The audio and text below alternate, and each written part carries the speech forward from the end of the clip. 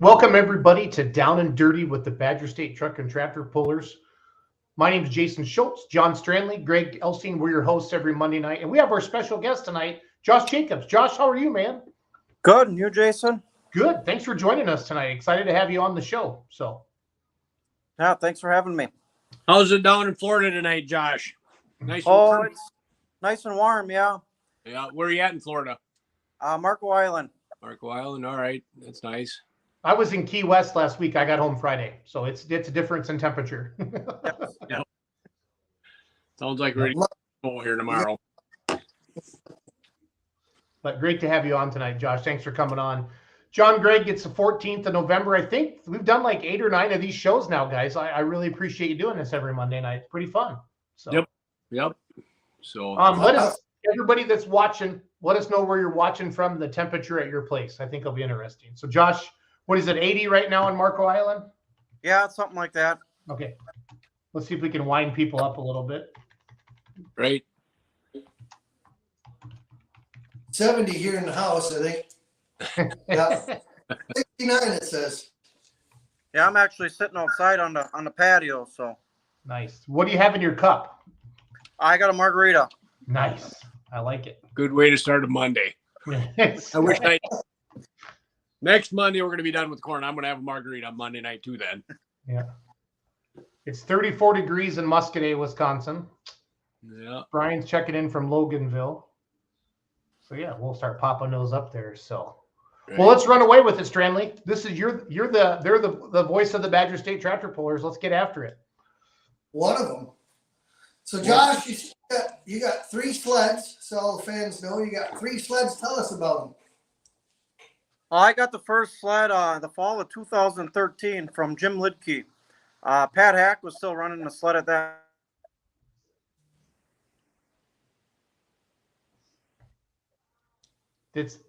He froze on us, John. So Yeah. I don't know if it was him or me. no, it's him. He's back now. He's back. So Guys Josh, got can you me hear us? back? Yep. Hey, do you have, before you get deep into stuff, do you have a Facebook page or anything I can put up on the page and show pictures of them? Yes, Double J Power Sports. The word double, the letter J. Some people LLC? put JJ, but that won't bring it up. Yeah, no, And- we know that JJ guy. So And Championship Pulling Sleds. And recently we started a YouTube channel called Championship Pulling Sleds. We've been taking some videos throughout the year and trying to show a little bit behind the scenes of the sled business. So a lot of people would like to see that. I think that's smart. Yep. So I don't know what you guys all got there. 2013, fall of 2013 is when I bought the first sled from Jim Lidke. Pat Hack convinced me to do that, I guess. Never trust Pat Hack. Okay, I've hung out with him before. I just want to be clear. Them are good words of advice. But it is fun though, being with him. Right. Yeah. So I'm on the Championship Pulling Sleds Facebook page right now. I think Josh is back with us. Yeah. So Yeah. Do you work on them in that shop? Is that your shop in the background of the picture where the sleds are out there, Josh? Yeah, we just finished that shop this past spring. That was just a pole building I had, and we actually raised it up and turned it into a shop. Before that, I always had to wait, do all my work in the spring and the fall of the year outside. So that's going to be a nice addition for this winter to be able to do a lot of the maintenance and stuff Right. inside. But you sold the yellow sled, right? Yes, there's a group of 4 guys, local guys. Most of them are my buddies. I should say all of them are my buddies. They've bought it. They're going to do a lot of testing and stuff with it, and they'll still be available to help me out if I need some weekends that are busy. I may need them to help me as well yet, so we'll still be available. But yeah, they're going to run it. One of them has a dyno, an engine dyno, does pulling tractor work. So they may do some testing as well as their dyno service. You could go out and do some practicing at a tractor. That was always a good sled to hook to. Yes, that sled's been very good. It's still my favorite sled. But to me, it just makes more sense. The other 2 are the same operational. If I'm going to run 2 sleds, if I got to train an operator or something, they both operate the same. So just going to make things easier in the future. Good. What about all the hooks that you had for old Yeller there? You'd have to turn some away then? Or you're just going to keep the other busier? Yeah, we'll be busier with the other 2. It was kind of nice to be able to spread it out. Scott Zerzo helped. He kept the Public Enemy sled in Baraboo, and he kind of did a lot of the southern stuff. And I hope he's still willing to help out. He said he is. But Mike Lardo's been helping me for quite a few years now. We're going to be very busy. But like I said, I'm hoping to have Scott still help out, take a weekend here or there to give us a break. And I got another guy up my neck of the woods that shows interest, wants to run a little bit more too, because it gets to be very busy. We get in July and August. I mean, we're running at least 5 days a week. So. Yep. Gotta have time for your family. Yeah. Right. Yep. How many events a year do you do total? I think I had 115 scheduled this year. Did have a few rainouts, so. Yeah, I'd like to do 100. Yeah. That's going to be a lot of hooks for two sleds, isn't it? Yeah. Yeah, the way it's looking, 90, 95 right now. I kind of started last week looking at the calendar and the schedule. And there's always conflicting dates, stuff that falls out. And there's also stuff that comes up new that you didn't realize you were going to get to. So I would expect to be right around that 90 range. Okay. What do you got in mind for updates or anything this year? Well, to be honest, this was probably the toughest year I've had since I started. We had some breakdowns. We broke the box chains actually on all 3 sleds once. That upset me quite a bit. So we're looking into that. I did make an update to the Terminator sled that I run quite a bit. The way the chain attaches to the bottom of the box. I was real happy with the way that finished out the last part of the year. I'm going to take that all apart and look at that, but then apply that to the Public Enemy sled as well. I think that's going to be a real good fix. We had the same problem on the old sled, but that was more my own problem. I did some maintenance and adjusting that I probably shouldn't have, and the box clutch did not disengage when I got to the end, and we broke the chain in Oshkosh there on that one. So other than that, just maintenance.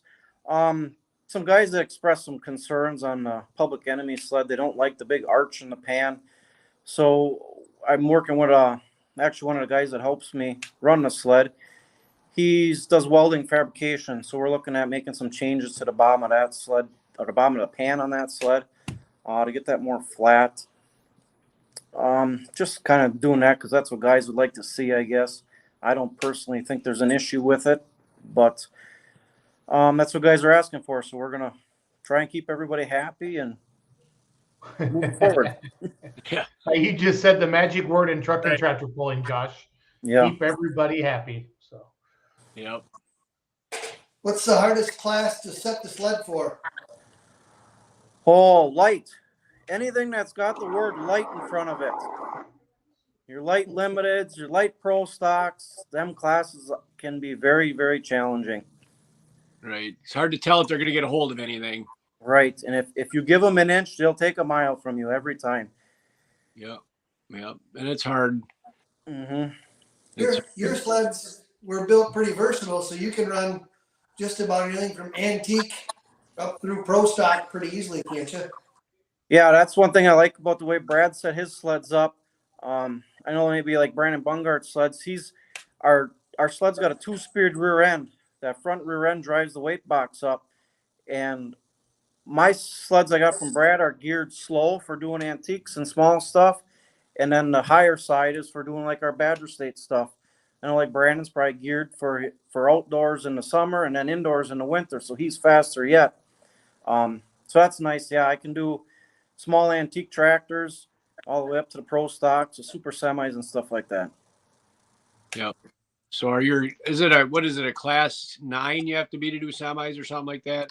Class 8. Class 8? Okay. Yep. Yep. That's the highest level there is, right, Josh? Class 8? Yes. Yep. There's actually, and a lot of people probably don't know this, there's 2 sled organizations. The North American Sled Operators Association, which would be like what you're referring to, the class 8 and all of them, they do by classifications. Since I had an older sled with Jim Lidke, I actually belong to the Atlantic Sled Association. All my sleds are listed with the Atlantic, and they don't go by classification numbers. I think they just do a small, medium, and a large sled. Yep. But it's basically the same insurance policy and everything. And that's worked out real well for me. So I just stuck with them even when I purchased the new sleds. And I believe Davey Moore on the East Coast Pullers had a lot to do with getting that organization started. Correct. Yep, I think he did. Josh, did you have sleds before, or like what made you get into this? Were you running a sled, or?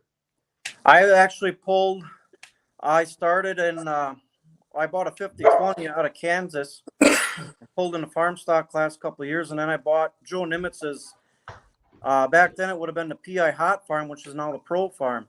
And I pulled in that for a few years, and then I ended up selling that tractor to the Reedsburg area. So I could have a down payment to buy a house. And that was the same time Pat Hack was talking me into buying the sled, and Jim Lidke and I went back and forth for a little while, and then we ended up making a deal. And so I bought a house, and then 2 weeks later I bought the sled from Jim. So Right. Hopefully you still have the house. yes. Yeah. Yeah. But what was your biggest challenge in just getting things organized and getting started with it? Jim help you get some hooks lined up and stuff like that? Yeah, we had an agreement when we first started. A lot of what Jim had, we had an agreement. He was going to let me do all them pulls, and that was a big help to get started. He gave a lot of help, obviously, pointers and this and that, all the spare parts and stuff he had.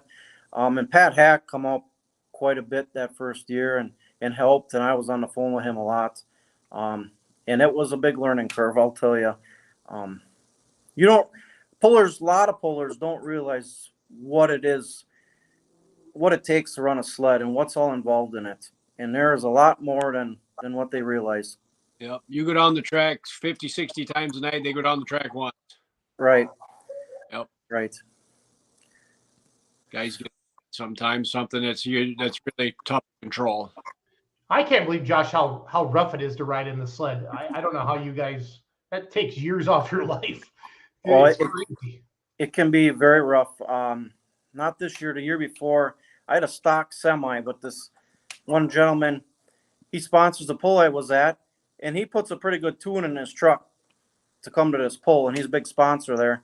So he wants to put on a good show. Well, I wanted to stop him that day because he's quite a bit better than the rest of them. And I ended up, he got me bouncing so bad, I hit my head, and I couldn't figure out how to bring the box back when I got to the end of the track. Really? They had the first responders out there checking me for concussion and stuff. So, yeah, it can get very rough. And I had my seatbelt on, too. Yeah. So. Yeah.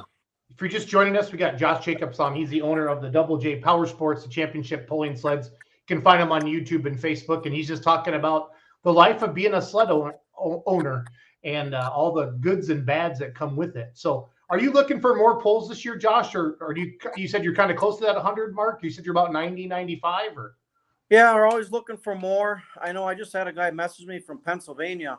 I don't care to go that far. Wow. But definitely in the Wisconsin area, if somebody's looking for something, I'll definitely entertain it if it fits in our schedule.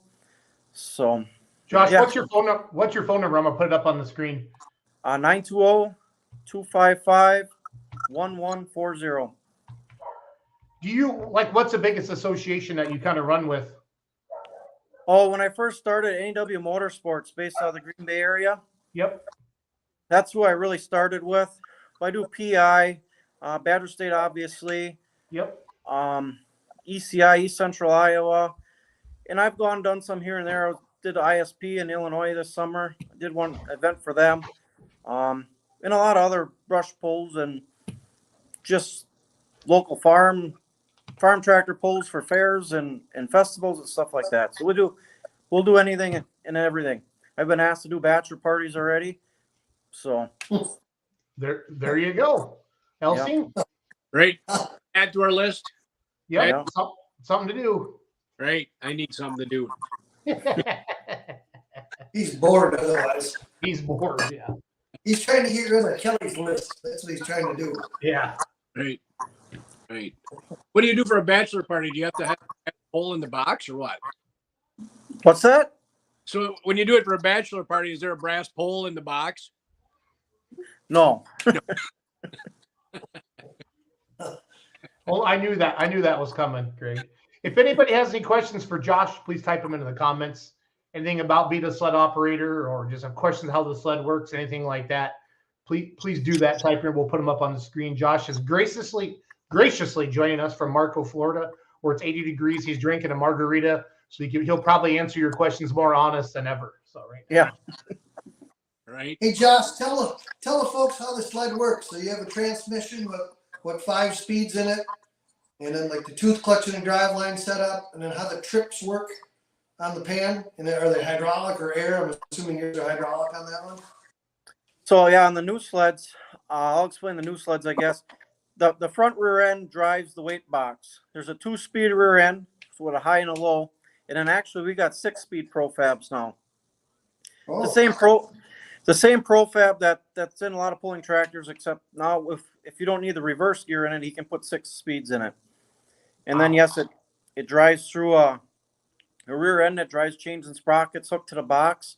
There's a Nexen tooth clutch, which is not really a clutch. It's more of a coupling device because it ain't ever going to slip as long as it's locked in.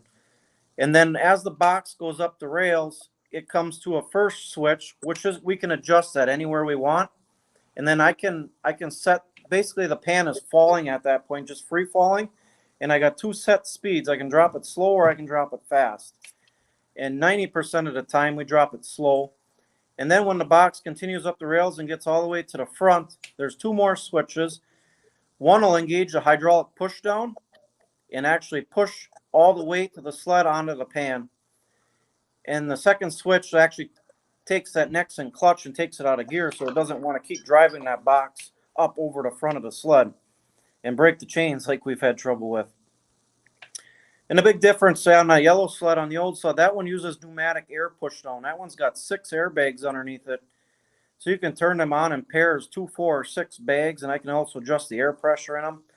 So that thing's very versatile that way.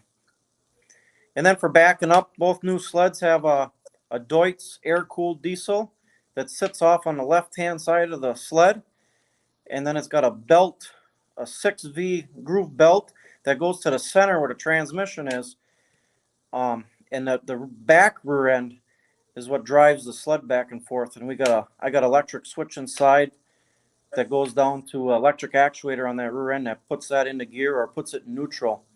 And that allows us to back up. The yellow sled, that one's got an engine. That's an International DT 408, similar to a 466 that a lot of guys run their pulling tractors. Allison automatic, but that's all in line in the center of the sled. And that works the same way. The back rear end allows you to back up with that.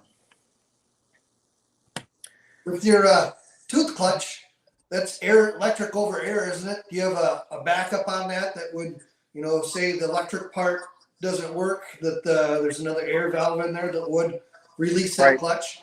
Right. There's a cable basically that runs through a piece of pipe, a mechanical linkage that goes to the front. And that will as well. That's engaged every time. So it does both of them. Goes to a mechanical valve in the back, and that dumps the air in it as well. And then here's the setup, I'm assuming. So that tooth clutch drive line's got to be locked up before the green lights will come on, won't it? Correct. When you engage, there's one switch inside the cab. When you turn the green lights on, it engages that clutch and everything. So yeah, it's basically impossible to go down the track unless you would forget to put that rear end in gear. But yeah, everything's going to be in gear, and that's one thing too. A lot of guys think, well, you did something during the pull. It's on these new sleds. It's physically impossible for me to touch anything inside that cab to alter a run. Obviously, I got safety stuff. If I step on the brake pedal, it turns the green lights off, turns the red lights on. I do have a button, like a panic button. If something would go wrong, I can hit that panic button and it'll drop the pan, push down, engage the brakes, the box brakes, and everything all at once. But there again, that engages, this turns off the green lights and turns the red lights on. So there is physically nothing you can do inside the cab to change the outcome on somebody's run without obviously turning the red lights on. The air gate is a separate switch too, though, right? Then What? When you pull the air, if you pull a motor to pull the air gate, Yep. That's on a separate switch than your panic switch, right? Right. That's a separate switch. So I've been doing this. This is my 9th year. I've only pulled the air cable on one guy going down the track once. He got out of bounds and thought that he should take off again. And I was upset by that. So I pulled the cable on him. Generally always, I'll put the panic button if somebody's getting squirrely, and we'll get the sled stopped, and I'll leave it up to them to let off the throttle. I don't like to pull the air switch on them while they're going down the track. I've had some plunger stick and stuff like that at the end of the track where we'll pull it, but like I said, I've only done that to one guy going down the track. I really don't like to do that, but it is there if we have to do it. It's right next to you. I ride with my hand very close to them switches, so if something happens, we're ready to intervene. Yep. And it's hard to tell if somebody's had a bad run or something's going on sometimes, right? You don't want to. Right. You don't want to, in the nature of tractor pulling, a lot of these pulls, you're very close to the spectators. So you really got to watch what you're doing. You don't want to interrupt someone's run because they may be able to get it straightened back out. You also don't want to be hitting a guardrail and getting close to these people. Right. Yep. Damned if you do, damned if you don't. Right. It's hard. It is. Hard as can be. And you only have a second or two to make that decision, if that. Right. Yep. And to change the gearing, like you said, you can't change it from inside. So you hear people talking, you've heard over the years, he changed it for that guy. And like you said, you can't change it, but physically you got to move the box forward and go out with a bar and physically change the gear in the gearbox, correct? Correct. But Yep. And like the sled, in order to change the air pressures, you got to get out of the sled, and then the valves are on the side. I think on the other one, weren't they? Yep. Them switches and everything are all outside the cab. There's nothing inside the cab to interrupt the run right, as you can far as hear. making an adjustment for somebody. Yep. And do Look you at that guy on the sled. go ahead, John? Look who's hooked to the sled in that video. Clippy. Fluffy. That was our last weekend of the year. That was down at the Horse and Colt Show in Viola. Yeah. That's Hey. always a good time there. Yep. I was told to be there one time years ago by 10 in the morning, and I didn't hook till 11:30 at night. Yeah. Yep. I didn't do it back. That's Yeah. always the same. That's always the same weekend as Monroe now, isn't it, Josh? Yes. Yeah, that's what I thought. Yeah, we started, I'd say 10:30, 11 o'clock in the morning with some antiques. And we did take a break in between. And actually this year we were done fairly early. So we were done before midnight. Yeah. Yep. I've pulled that track a couple times, not during the horse and colt fair, but pulled there a couple times. Years ago, Perry Butson and I went up there and pulled mini rods with another organization, and we ended up going out the end between the guardrail. They couldn't get us stopped. Pretty wild. Yeah. It's Cool fun. place though. Yeah. They have a different announcer there. I forget what his tagline is too. He's up. Don't feed the bears. Yeah. I think Hey, it says Barbarita. hey, Hey, or something like Barbarita or something. Yeah. Hey. Hey, hey. that. You know them announcers, right, Schultz? You know them announcers. Right. Yeah, they're crazy people. Right. Yeah. That pull is pretty close to you, Schultz. It is like 18 miles away. So. Right. Yep. That's a sharp tractor there, Whiskey Bent. Well, Josh, I do have to say that my boy Ross is now one of your biggest fans now that you got Brad's old sled. So now he's actually starting to say Josh's sled. Yeah, that's one thing with buying them from somebody in the previous. They remember them as the previous guys, which is fine. But I remember Ross at Macville there. He come up and go sit in the sled. Yeah. And we had just got done cleaning it off, sweeping all the mud and stuff off. And John and I and Tracy were BSing. And he said, I want to go sit in the sled. I said, well, we got to get it off the track here. Why don't you back it off the track? So we let him sit in the driver's seat, and I showed him what buttons to push, and he backed it off the track so they could get it ready for the next morning. So I like doing that stuff with the kids. Yep. Yeah, he loves that. Another one would be Pat's grandson, John's son, is it Wesley, I believe? Yep. Yeah. He always likes to come and ride with me. And I keep telling him, well, why don't you just take over? Well, I just seen on Facebook he's driving that tractor with the grain cart. I better watch what I'm saying. I'm going to get kicked out. He was driving the last year in the field. I seen videos of that in the book. That's a big piece of equipment. Yeah. Yep. But if you watch all the kids that have grown up around Badger State, you see them in the farm, they're all doing stuff like that. Every one of them. Yeah. And I like that. I get a lot of times, a lot of kids want to come and ride with me and they love it, and I like to have them.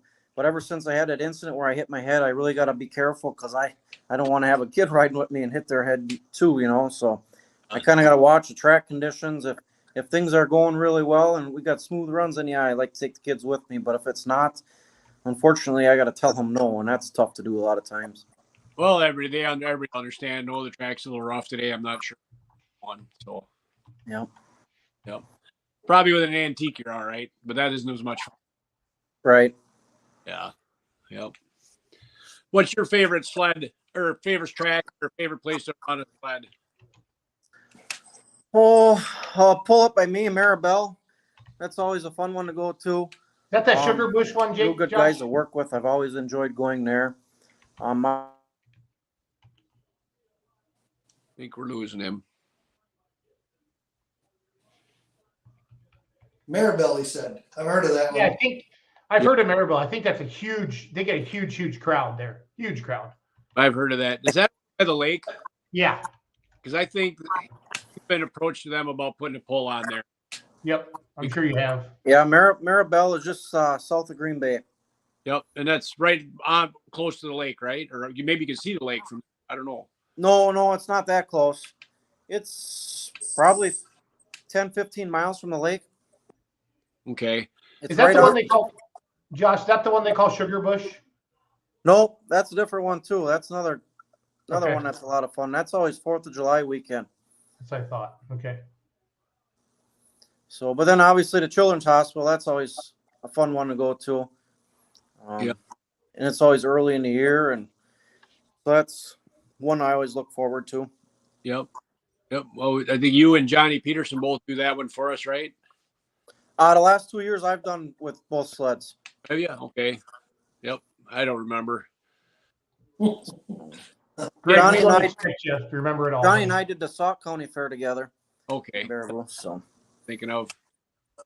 Yeah, and that's one thing that's nice now too. A lot of these places are getting 2 sleds. That really takes a big burden off of us. You know, if something does happen, which it did this year, that's nice to have 2 sleds there. And then to switch off back and forth, and it gives us a little bit of a break. That it is nice to have that. Yep. And then you're not under the gun.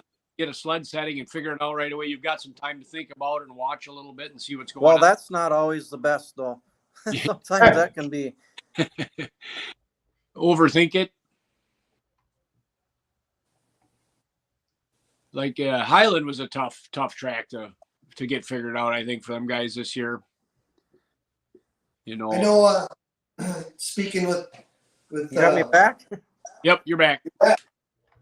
Yeah, I was saying sometimes having the extra time isn't as good because you second guess yourself. Right. I was saying that's tough track guys just to figure out too. I think. You there yet? Yeah, I'm here. Okay. Yep. But got her figured out. We got. So when it rains, it makes tough conditions for these guys too. Monroe was just a tough track this year too to make anything happen on at the fair. Yeah, that was a tough deal. And Scott called me, an hour before that started and said, "Boy, it's like driving through a swamp." And he's looking for some pointers, and I'm like, I don't have any good pointers because it's a struggle when that happens. Right, and it wasn't swamp the whole way. It was just 2 spots. Yeah. You know what? And we turned around, went the other way to try to make it better, and did everything we could, and that's what happens. It is what it is sometimes. Yeah. But and I tried some different things here at the end of the year too. I was happy with, typically we run a bar style grouser underneath. I was running, they're about 10 inches long on a 45-degree angle. And I actually went to just teeth the last 3 weeks of the year. And I was happy with the way that worked out. So we're going to try that up some more next year. And hopefully that can fix some of them problems that we get on them real wet tracks that can upset the sled because it wants to roll the dirt instead of flowing underneath the pan. yeah, And it can upset everything. So Right. we're hoping maybe if we go to more of a tooth style, that may ease some of them problems. We try to set these sleds up that they're good for almost everything we do. Well, sometimes you just get in conditions out of our control that it doesn't work the best. well, it's tough. A lot of the red clay up by you is different than the clay down here. It's just everything is different. It's tough to get one thing that's going to work for everything. Right. We try to make something that's a happy medium for everything. But yeah, you get in certain places and it just, and it changes year to year too. Mother Nature has a lot to do with it. And we got to deal with what we're dealt. Yep. And it's a lot with the Mother Nature's rain in it than people trying to add water to stuff. I think too. Yeah. Yeah. Are you using asphalt milling teeth? Yes. I've That's what we run on our mini rod sled. We got 2 bars. One's got 6 on each side, and it's at a chevron, the shape. And then we got 2 that got 4 in there. So if we want less bite, and they just bolt right in, we can take them in or out, put them in, and they seem to work really well. They make the they make the pan dig in, and it still, grabs a hold of the dirt. But like you said, it doesn't want to, ball up as much if it's wetter out. That, and if you're also running a harder surface track, it'll actually kind of peel it up a little bit for you, so it'll keep it a little bit looser. Yeah, that was a struggle I've ran into in the past. With these asphalt teeth, we get on some of these racetracks, and them racetracks, that's all they know is how to get hard when they run these cars across them. Well, they get hard in a pull too, and by the end of the night, you just skid across the top. You couldn't get a hold of nothing. So that was one of the big reasons to start going with them asphalt teeth. I had seen other guys trying it, so we've been trying it, and with good results. So, but you're always going to be changing stuff as different techniques of prepping tracks and the way the classes are progressing. You're always going to be making changes. So, yep. Everybody's making better tires to get hooked to the tracks, and they're all making more horsepower every year. yep. Josh, one thing I've always wanted to ask is, do you talk to a lot of different sled operators, or is it too much I guess, do you guys have like a little club, or is it competition like with other sled operators? Yes and no. I like to talk to everybody. The thing of it is, though, everybody's sled's a little different, so you can't 100% compare notes. But yeah, like I do Macville with Brandon Bungard. I like to sit and talk with him for a while. We'll sit on the blocks at the beginning of the track while they're getting the track ready, and we'll BS about how we like to see things and this and that, and his past experiences and what my experiences are, because when he comes up here, it's different dirt than what he's used to. So he'll ask me for advice too, which is kind of neat. He does a lot more pulls than I do. But then a lot of the other local sleds are quite a bit different than what I run. So yeah, we talk back and forth, get ideas, but you really can't translate them from one sled to another. So. Yeah, Jimmy, probably a lot of help. He's seen a lot of stuff in his many years of doing this. He probably helped out a little bit too, huh? Oh yeah, Jimmy's got a lot of knowledge, and yeah, He does. he's probably forgotten more than most I'll ever people know. will learn. Don't you think, guys? What's that? He's forgotten more than most people will ever learn Yes. about going down the track. So. Yep. No, I'm glad we're doing shows like this now to give sled operators and Josh a chance to talk about. It's not as easy. When I announce, I always talk about the puller. It's not as easy as just jumping on a truck or a tractor and pushing the throttle forward. And Josh, you talking about the dirt balling up or rolling underneath. And I mean, I saw a lot of different things this summer.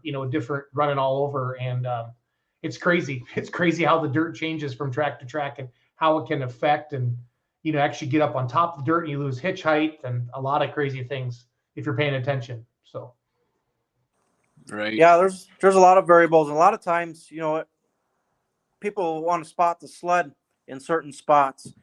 And I always back up to where they spot the cone. But a lot of times in my mind, I'll think, well, they must see something I don't, because that's not where I would go. But you can't tell the people where you should go either, because they, Right. But then after it's all said and done, I might go and ask them, hey, what did you see out there? Yep. Right. Well, sometimes you got to try something different because it's falling back where everybody else. Yeah. Yep. That's the way. But I've also noticed, them guys are walking around at eye level, and I'm sitting up on that cabin. So I can miss stuff too sometimes sitting up a little bit higher. Right. And you watch, I like to watch where the sled, if it's backing up, if it's sinking in at all anywhere. Yes. And try to avoid that area, but sometimes you just can't. See, that's a big thing I think a lot of pullers don't know. You just gave up a secret, Greg. Well, everybody sees it, I think. Maybe not at your level, but there's a lot of pulls I go to, guys don't even look at that. And that's a big thing. Yep. So can you get into a harder track? Is it easier, a good hard track, or do you want a track like the pullers want to, just something you're getting hooked into and everybody's working good? I mean, it's you don't want a track where guys ain't getting hooked to something. Right. You want something that they can get a hold of.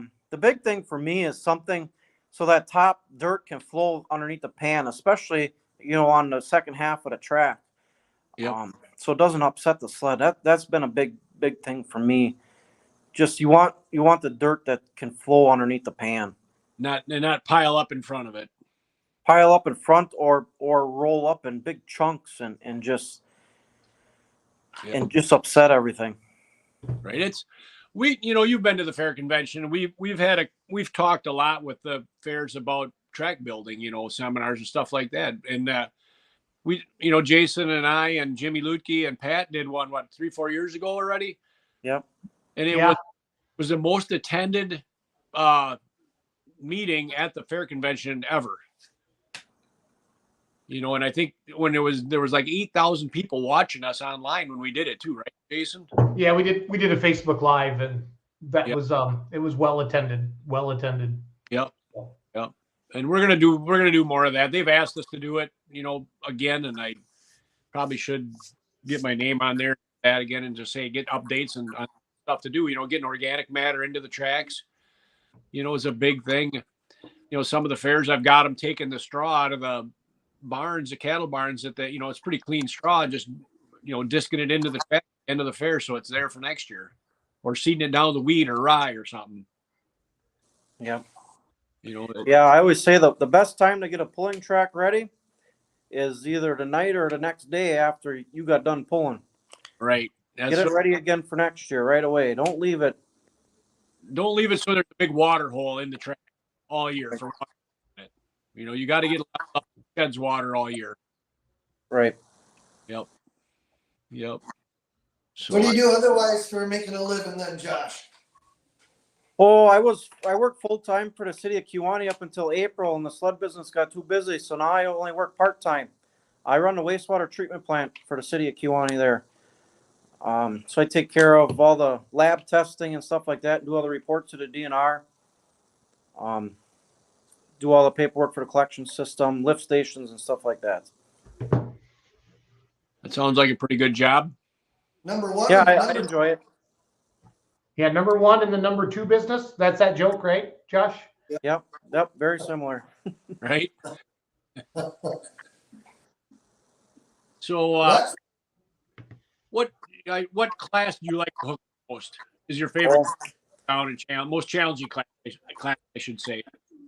Or you said that already. Light supers, I guess. Anything with light in front of it. You did say that. Them are the most challenging. The most fun, I got to say, is pro stocks.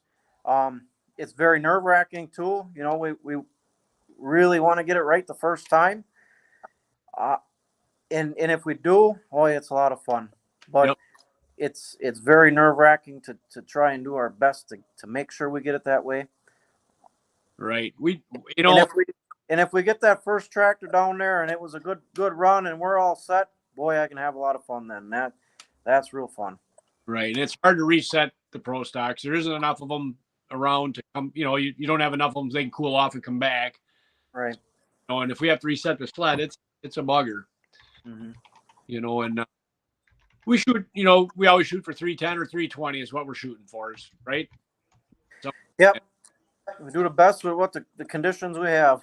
Right. You don't know how any class, you don't know how they're going to get hooked to it and go. Super farm, anything, just you don't know if they're going to get hooked to it or you are.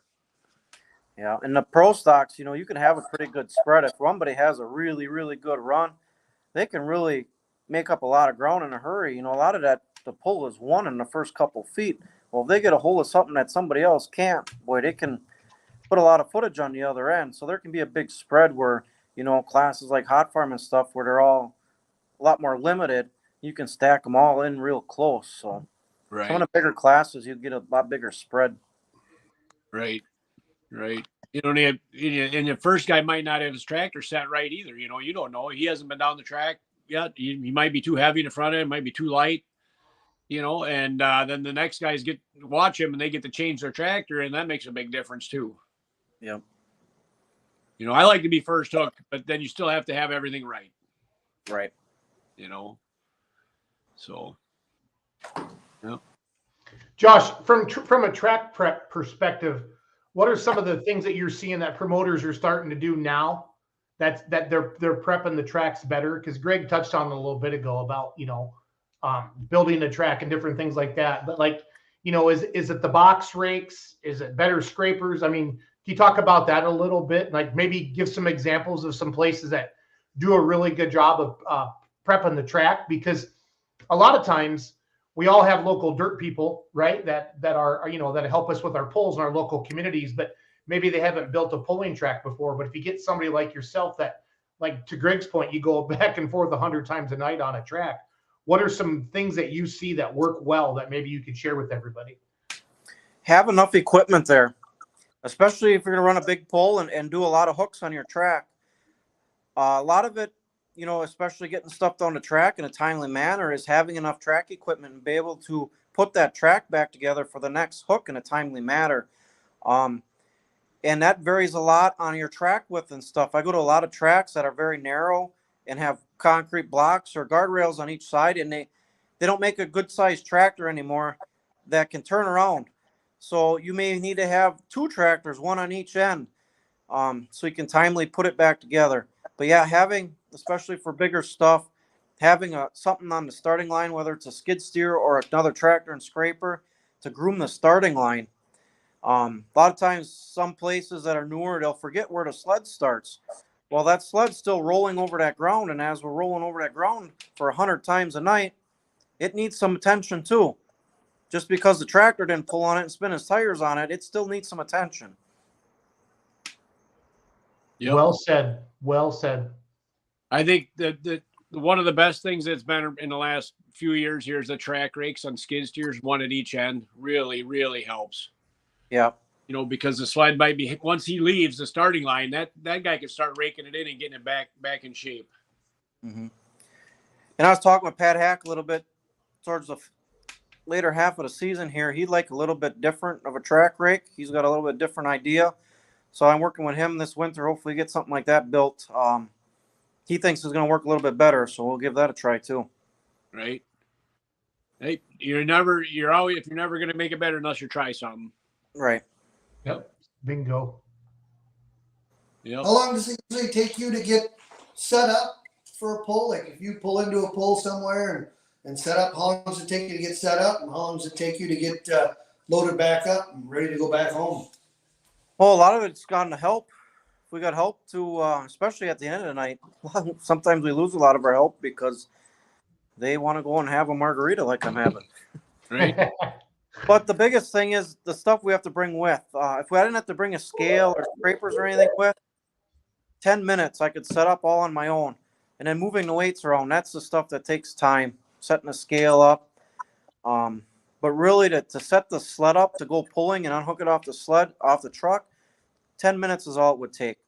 Then after that, it's just the time of, unloading the scale, getting that set up, moving the weights around. I would say generally a half hour if you got a good guy in a loader that's helping you out. Yep. What's your sled weigh empty and what's it weigh fully loaded with weights? Oh, the sleds empty are about 33,000 pounds, the new ones. The old yeller's about 40,000 pounds with no weights in. And then the weights are 1,800 to 2,000 pounds a piece. For like pro stocks, I'll run anywhere from 9 to 10. So you try to avoid the scale while you're saying. Yes. Yep. That's what I heard going out in Iowa. I heard that, but that's the toughest place to take a sled, I guess. Right? Brad always said that anyways, going out in Iowa with the licensing and all that. Yeah, we don't need to talk about that. Yep. Way to go, Elsie. All the state troopers are watching. They're not watching me. I'm not going. Well, yeah, we want Josh to come back. So right. That's one thing. Brad built a new hitch for me for the Terminator sled. You just walked by it in that video there. Brad pulled it on a pintle hitch because it's kind of tight quarters getting in his yard there, and it was a little bit more maneuverable. But now he built me a hydraulic detach, so I'm switching everything over to that, and then I can balance the truck a little bit better with that style of hitch, and so hopefully that helps out that stuff a little bit better too. Right. But yeah, that big truck is heavy too. Yep. But it's nice. It's nice to be able to have all the amenities. I can take a shower when we get done at the end of the night, and I got a long drive home most of the time. I agree. I usually have to drive home too, and everybody else is snoring and sleeping, and I'd sure like a shower before I leave. Some of them days was 100 degrees out all day. You're working around there. It's it's something that would be nice. Yes, it is very nice. I do like that part of it. Yeah. Yep. Schultze's got all that in his new hauler, don't you? We have a shower. Yeah, we can shower. So Right. it's nice. That's when you know you're big time. You have a shower in your trailer. I've got a garden hose and a bucket. Love it. Yeah. I love it. But The old yellow sled, you did a lot of work to that. You put the cab on it, and that had to be quite an undertaking in getting that switched over.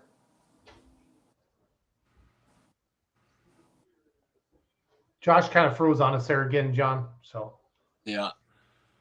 Well, I know that old yeller sled got a lot of work to it. It looked a lot nicer and cleaned it all up. And I think he tidied up a bunch of the mechanicals on it, too, because over the years, I think it'd been added to, and you know how things are when they get older, you add to them, you piece to them and make them, you know what I mean? Yep. I think he cleaned it all up and did it. It really looked nice. It was a nice sled. No, it's good. It's good to see people taking this seriously and getting after it. I mean, it needs to be a business for Josh, and he deserves to have this be, a full-time job for him.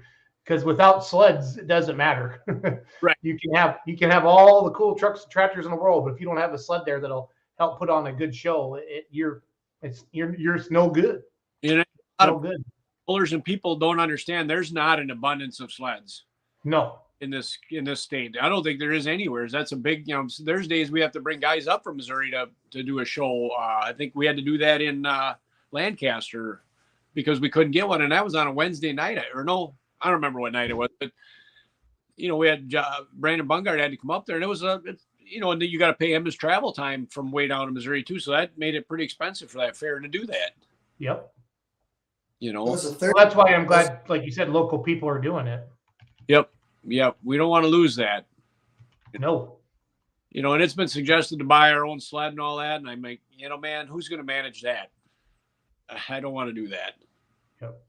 It's a lot of work, just like track county pullers. They own their own sled and scale and all that. So, it's just another maintenance item, something that costs, insurance, traveling down the road, making sure, all the maintenance is done on it. And, the pulling sled's just like a pulling truck or a pulling tractor. You got all that maintenance of doing that as well. Right. License and insure that and get somebody with the CDL to drive it. And that's harder and harder to do these days. Everybody that's hires truck drivers understands that. So John, you probably have to deal with that at work too, huh? Yes. It gets Drivers. It's getting harder and harder with all the federal rules of hiring people. And, the same as people have Class B CDL, you need to have a Class A. And, it still costs you $4,500 to go, upgrade your CDL. So it's not cheaper either. Right. You back? Did you lose them? Yep, he's back. Josh is back. So Good. Josh, you're back, buddy. Good. Good. The internet must not be as good at our Airbnb as I thought it was. With the lives like this, sometimes Josh, if it's okay for like browsing, but we need a little bit stronger signal. But this has been good tonight. There's only been a couple times we couldn't hear it. It's nothing bad at all. So sometimes the internet just doesn't want to play. So. Well, I want to thank you for coming on too. I kind of called you a little late today. We were in the field and I was working around with some stuff, and I thought Josh should do it. But yeah, thanks for having me. It's actually kind of on my bucket list to talk with you guys. So, all right, awesome. We get once we do shop tours, we'll probably be up to your shop too. Yeah, I think a shop tour would be worthwhile for sure. So. Yep, I do too. So. Well, Josh, we're gonna wrap this up. You get back to drinking margaritas, okay, buddy? Have another one. Sleep back. Josh? I think he did. But yeah, we need to wrap it up anyway, guys.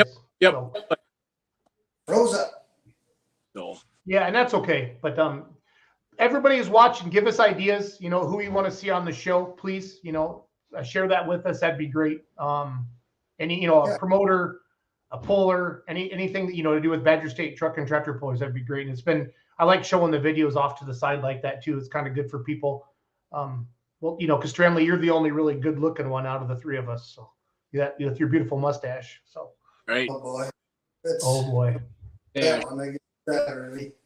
So, well, guys, thanks for watching every Monday night, 7 p.m. Central Standard Time. Your host, John, Greg, myself, down and dirty with the Badger State Tractor and Tractor Pullers, talking everything Badger State Tractor Pullers. And we appreciate you watching every Monday.